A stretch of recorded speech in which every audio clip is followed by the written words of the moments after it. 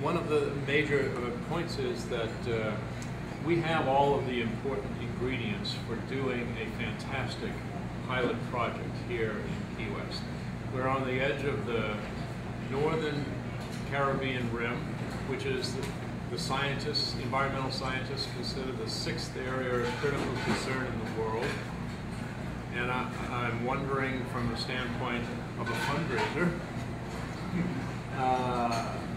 to which I've devoted about 30 years,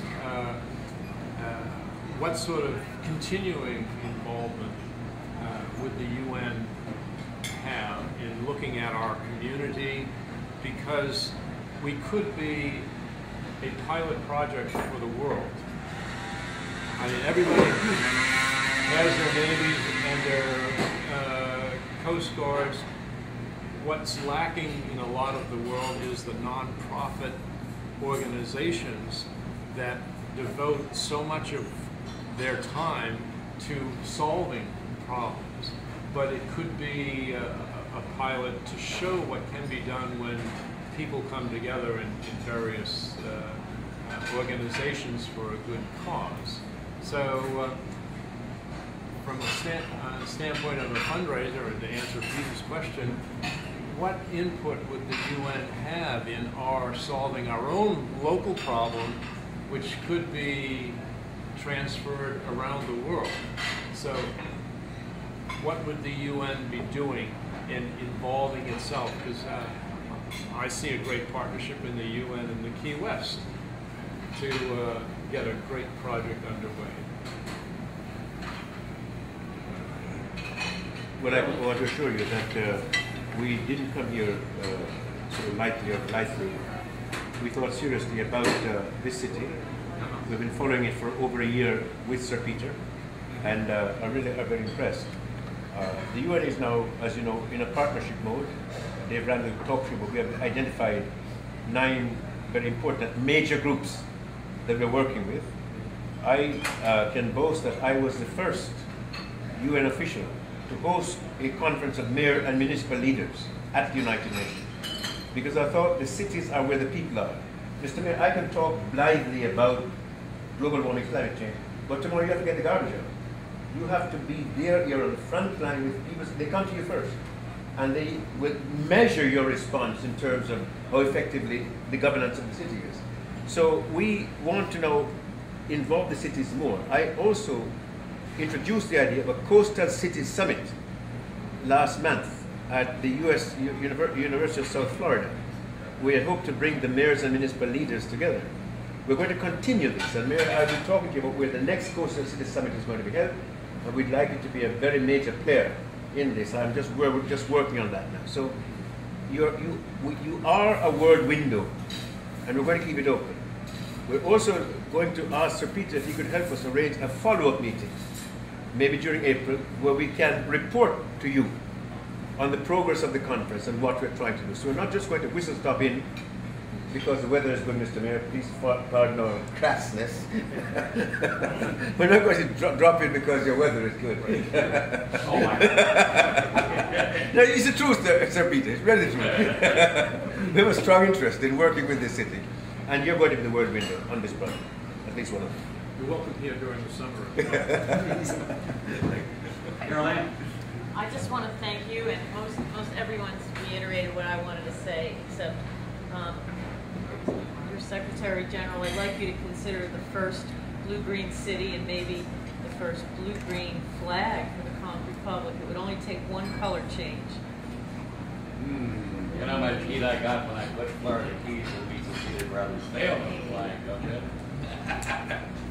The Prime Minister and I could consult about that and maybe break a few arms or something.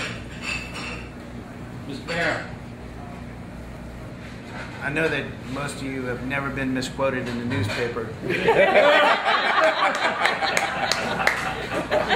But for the first time I was misquoted, and I actually am going to take credit for the quote and try to use the quote. We had our economic summit, and I believe that we need to take pride this year, that we need to take personal responsibility and investment in the development of our economy and our environment. I think they work hand in hand. And I said that this isn't about this next year is not about it's not about survival. It said it's about arrival. And I was misquoted in the newspaper, and it said that the mayor said it's not about survival, it's about revival. And to me, what's most important is that we take these substantive words, sustainability, quality of life, and add something in a form that people can realize. This past election year, we saw an engagement. We saw an engagement in electrification of the young and those that have never been engaged before. But what about the regular, hardworking souls that don't understand the quality of life that I had growing up, when life was simpler, when they could dive, when I could go out in a boat, just paddle right off the shore and get lobster and fish and so on and so forth.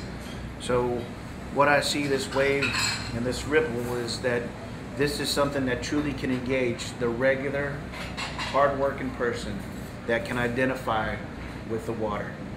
Because there's not a person that lives in the city of Key West that cannot identify with water. Whether you drive from here over Key Bridge or whether you never leave this island, you can identify with water and the life that it holds. The greatest experience that I've ever had was when I first, and I told this story at Reef Relief, was when I became PADI certified. The instructor said, all right, your first dive out at the reef, you have to go out and for the first 15 minutes, which anybody that carries this kind of weight knows that 15 minutes is important to one tank, okay? 15 minutes for me is about a quarter of my air time, okay, if I'm lucky. But he said, the first 15 minutes you have to sit on the bottom and you can't move. And I was so pissed. And I begrudgingly sat on the bottom and watched. And after 5 minutes, I had tears in my eyes. After 10 minutes, I had to almost come up for air. I was clearing my mask because the tears were rolling. I never realized the life and the color and what discovery is actually inside what surrounds us, and we get so used to that we don't even readily observe more than to say that we drove over it.